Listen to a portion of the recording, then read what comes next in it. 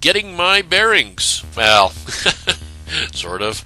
I'm putting new bearings into the wheels because the old ones are bad. And then I'm going to be mounting my wheels onto the airplane. At least that's the plan.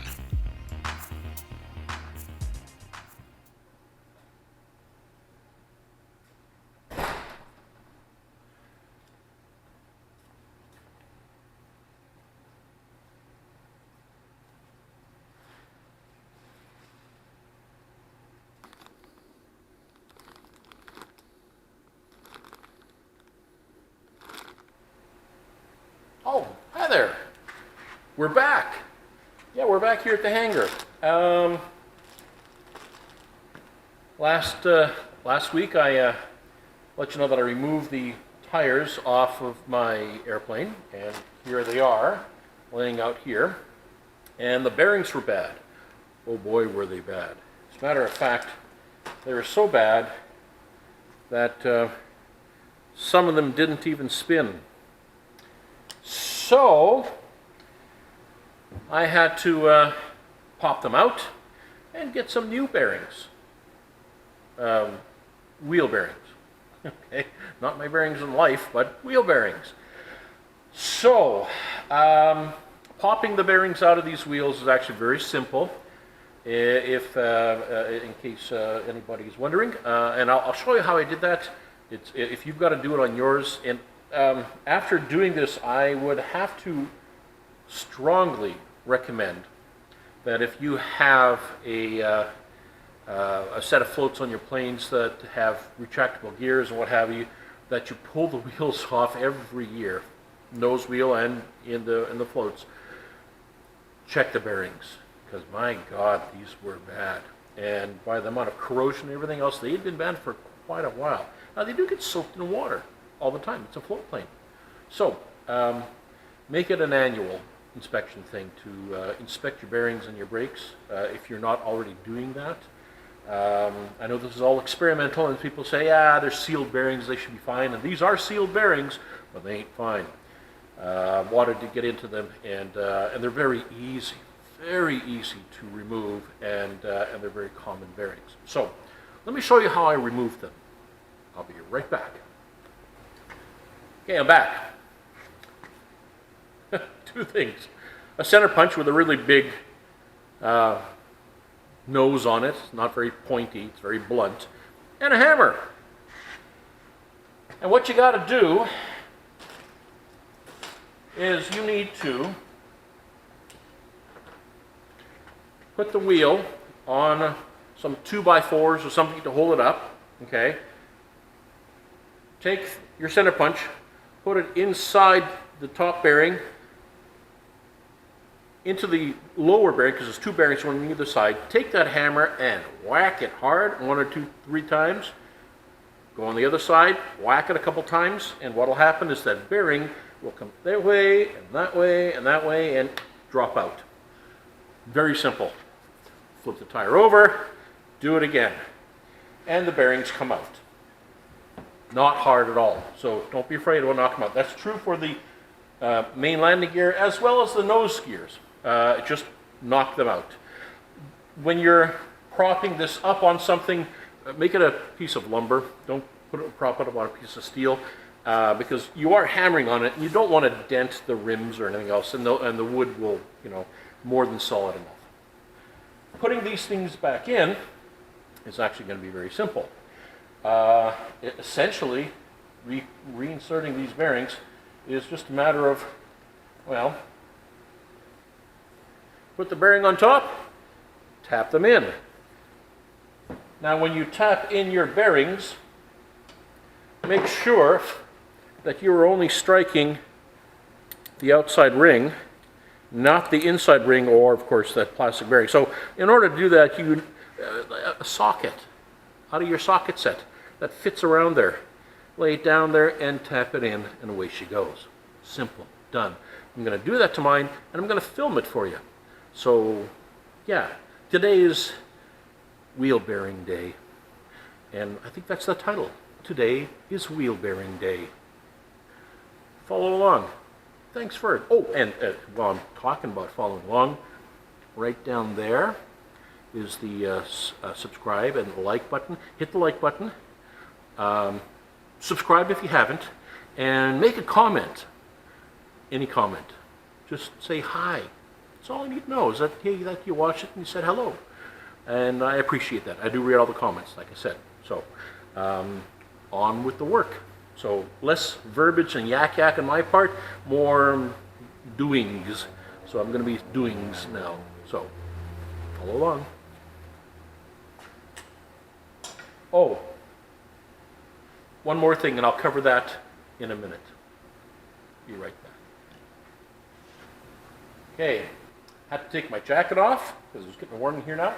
And I have calipers in my hand. The bearings for your main landing gear on these puddle jumper amphibious floats look almost identical to the bearings that come off the front wheels. They're not. Eyeballing them, they look the same. Use this, they're different. This is the new bearing for the main landing gear based on the old bearing numbers, that kind of stuff. And the outside is the same. The inside, not sure if you can read that. I'll see if you can focus on that. It's in inches, 0.6265. 0.6265 is the inner diameter. Now the front landing gear,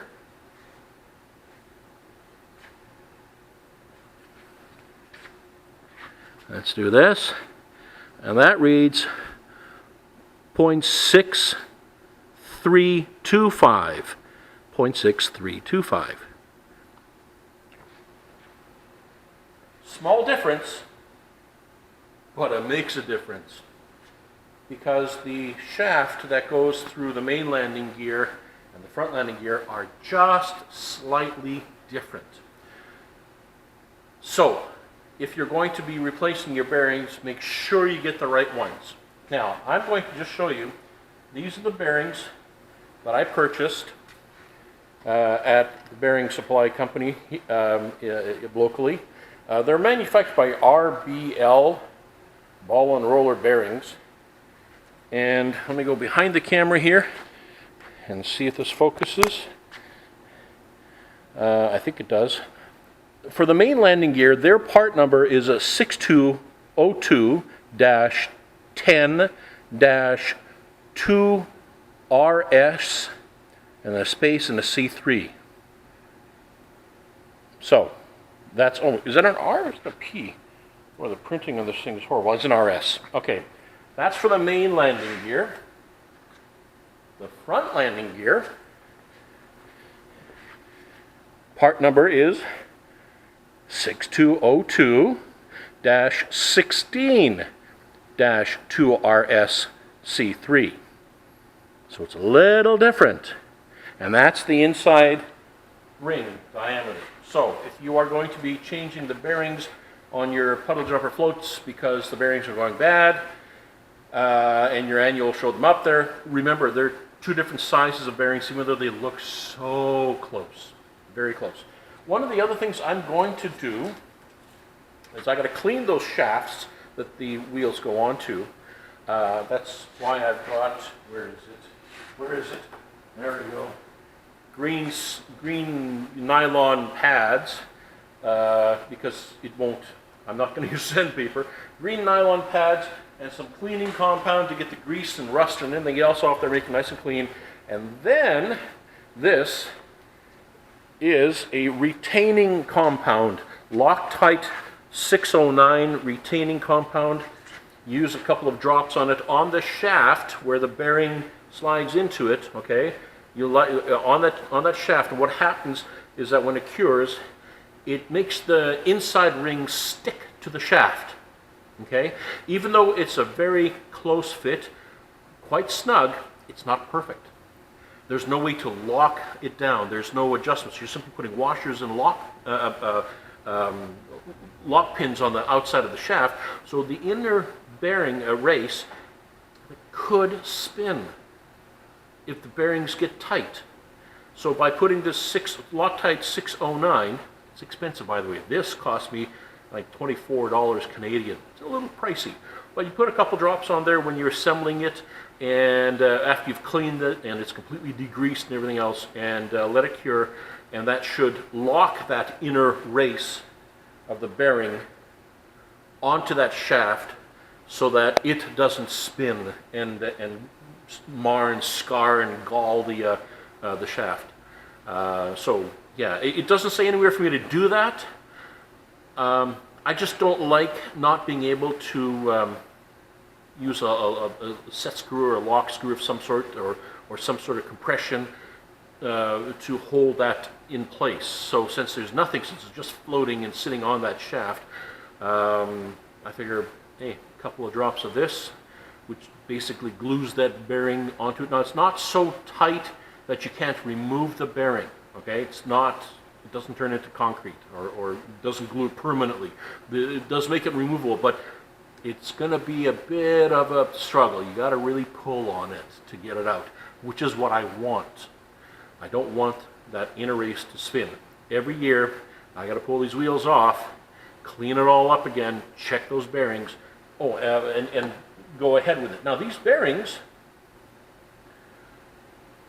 I think the total cost before taxes was like $4.50 each.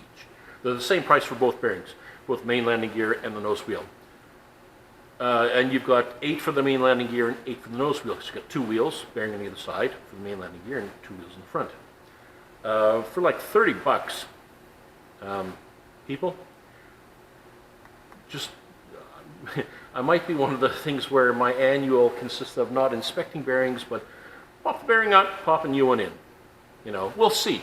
I'll debate that. Because these are riding on water, there's going to be water infiltration, and if it sits for several months in the wintertime, after an inspection, there still might be water in those bearings, and then you got corrosion building up over the off season before you start flying it again. So, you know, it's a chicken soup thing. You know, it's like changing the oil on your engine. You know, they're not expensive and they're not hard to change. So, okay, enough of the yak and verbiage. On to inserting the bearings.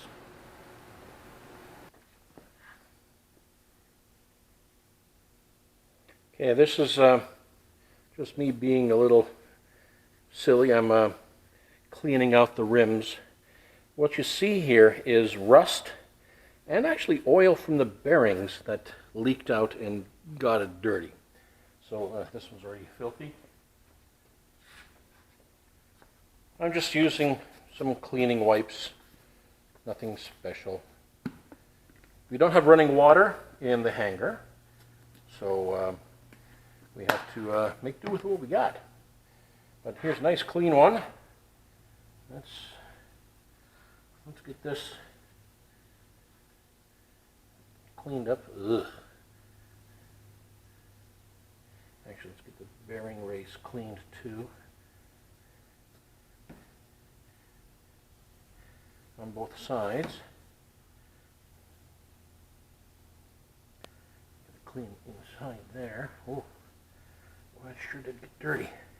Not that it does anything. It's not a performance issue. Not at all. I mean, you can leave it filthy all you want. You know, just clean the races so that the bearing seats properly, and that's it. However, I don't like half a job. You know, I'm shooting. Like I said earlier, I'm shooting for perfection, as close as I can get it, and but I'm not going to kill myself over it. Oh, there we go. I'm not going to spend hours and hours polishing a rim that no one will ever see inside the belly of a float. But for my own purposes, I kind of like to know that at least it was clean when I put it back together. You know what I mean? It's just personal pride, that's all. And this is going to take me all of, well, a minute or two. Okay, maybe 5 minutes. Maybe 5 minutes to clean it up. Oh, let's do this bearing race. Boy, this thing is really getting dirty, this cloth. But yeah, there's an oily red staining, and what that is the grease from the bearing kind of leaking out a bit, and then the rust. So it would be nice to get rid of some of that. Just, you know, so when you put it back together again, it's at least clean once.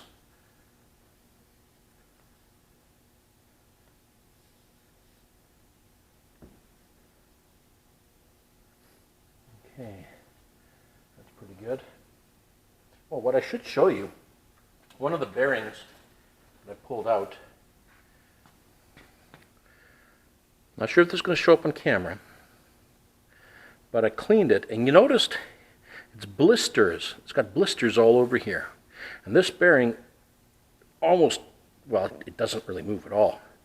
There's blisters on this side a bit, but there's a lot of blistering here. I'm guessing it heated up an awful heck of a lot while it was rolling and turned red hot, enough to blister that plastic. So, yeah. Okay, I'm using a tool here at the hangar that I have access to. Now, I could just put the new bearing on there, put another bearing on top of it, and tap it in. Well, you got to tap pretty hard. But I have a hydraulic press, so I'm going to use that. Follow along.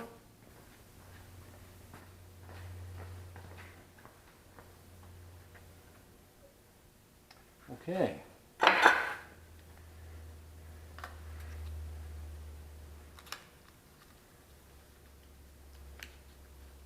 Now, if you have access to a hydraulic press, by all means, it'll make life easy.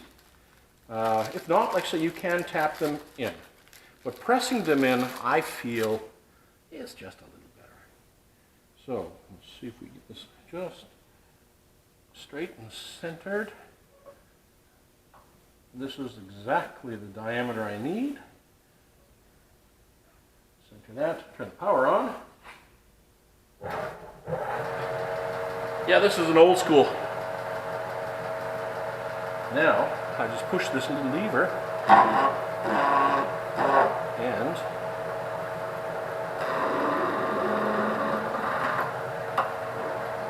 there we go. One bearing in. See if I can do that again without my hand in the way. I'll switch hands, or move, so that maybe you can see what's happening. I'm not sure, because this is the side that has the brake drum on it. So, come on. Open the bag.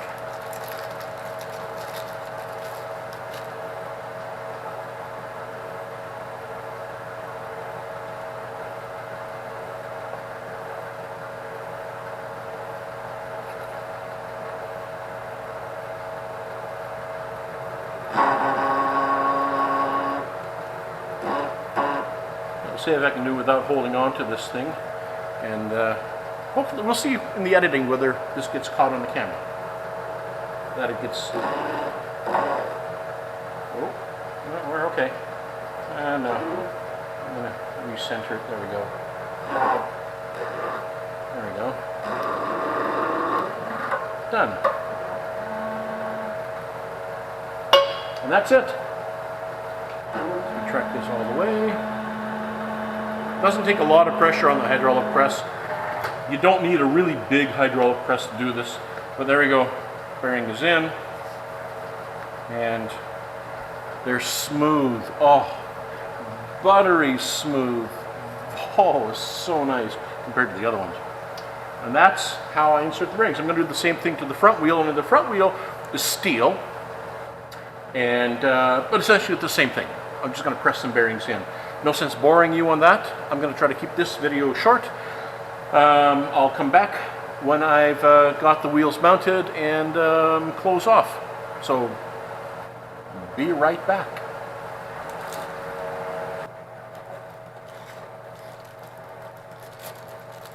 Okay, I decided to use the bearing retaining compound, the 609, on the outside of these bearings, because I noticed on these steel rims that this bearing It fits, but it's not nearly as snug of a fit as it is on the aluminum. So, it's a little loose. They actually drop in halfway before they tend to bite down a bit. So, I've decided I'm going to use the retaining compound. Now I put this bigger piece on here because the bearing should sit flush with the top of the steel.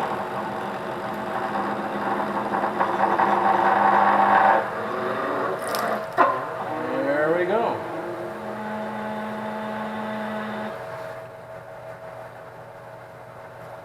Bearings are in. They're flush, even, nice and straight. Perfect. Let me turn this motor off.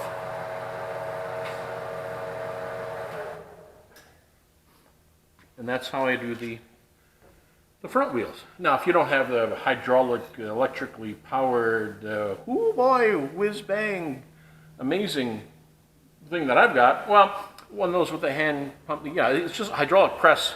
They're not expensive, and if you could borrow it from somebody, it makes inserting these a lot easier. The front wheels do not have a ridge inside them to prevent you from seating the bearings too far in. So when you do seat these bearings, make sure you use something large enough that it will stop itself on the edge of the rim where the bearing is inserted into.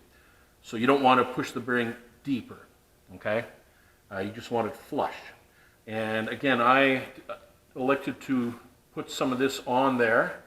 The Loctite 609 retaining compound is meant for holding bearings in place because, again, it just seemed a little loose to me. It wasn't much resistance going in. So it's just this chicken soup thing. It's like Loctite on your screws, okay? So consider that when you're reinserting the bearings. So I got to clean up, and I'll be right back. Okay, this is the shaft for the front landing gear, the nose wheel, and I'm just cleaning it with the cleaning rag, and it's aluminum, but I have noticed something that I'm not happy about, and I'm going to make a modification. Okay. Where this goes through on the landing gear, there's a knuckle here that goes, the shaft goes up to the steering. I can feel this has been spinning inside that aluminum knuckle. Probably best if I show you what I'm talking about. Follow me.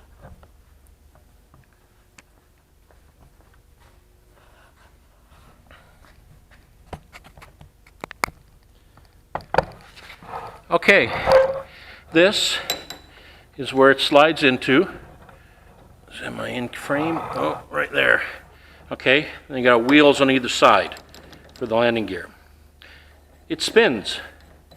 There's no retaining screws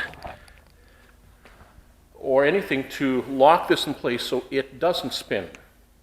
And it's been spinning. I can feel a ridge right there. Now, granted, the entire aircraft, pardon me while I'm walking with this, okay, there we go. The aircraft has not spent its entire time on floats. It's been on wheels, it's been on skis. I don't know how many hours it has on these floats. So I don't know how many hours it has on this shaft here. It's not going to break and it's not going to seize up. But it's not supposed to spin. It should be solid in there. It should not spin. So, I am going to drill and tap that knuckle that holds this and put a set screw in there, maybe two. one from the bottom, one from the top side, set of set screws to bind into this. I'll center this, set it in the set screws, lock it in place so it doesn't spin. If the guys at Puddle Jumper are watching and you designed that nose wheel, I hope you made a change that incorporates something like that, because this should not spin.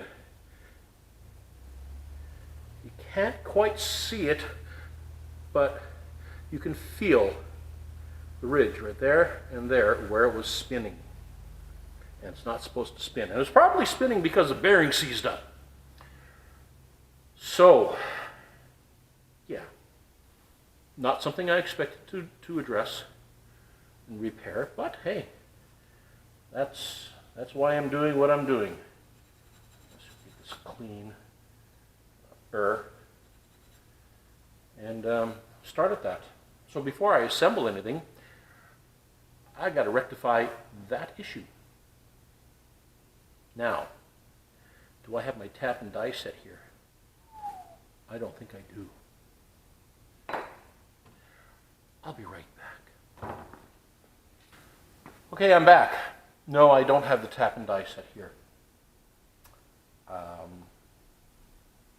Yeah, that sucks. So, that means means I got to come back. That's okay. I won't be able to get the nose wheels on. I'm just going to continue cleaning, wiping, scrubbing, and degreasing stuff. Got a friend coming in. Way! Way! Way! Way! Way! I'll be right back. Got a visit. A little longer than a few minutes later. Okay, I'm back. Had a little visit. Another friend just dropped by for a minute to the hangar. Yeah, like all plans, you know, you got to be ready to change them. And in this case, I got to change some plans. I was going to mount the wheels back on, but I'm going to instead do a little further cleanup of things and fix that axle spinning thing for the front landing gear. But I don't have any, my tap and die set's not here. So, yeah, we're going to end this here right now, and hopefully you enjoyed it, and had a little break with a friend coming by to say hello, or in our case, wah. And yeah, like, subscribe, comment if you like what you see, and I'll keep you up to date how the progress goes. But ultimately, my goal today, I got half of it done. I got shiny new bearings that are smooth as butter in the wheels, so that'll be nice. Now I just got to make sure that that these axles don't spin in their housings and the bearings do what the bearings are supposed to be doing. So a few modifications or changes or what have you, and it'll all be good. So again, thanks for watching, and we'll keep your stick on the ice. See you later. Thank you very much for watching episode number 20. Wow, 20 episodes already. Like, subscribe, and comment if you would please. Thank you very much, and we'll see you again next week. Bye-bye.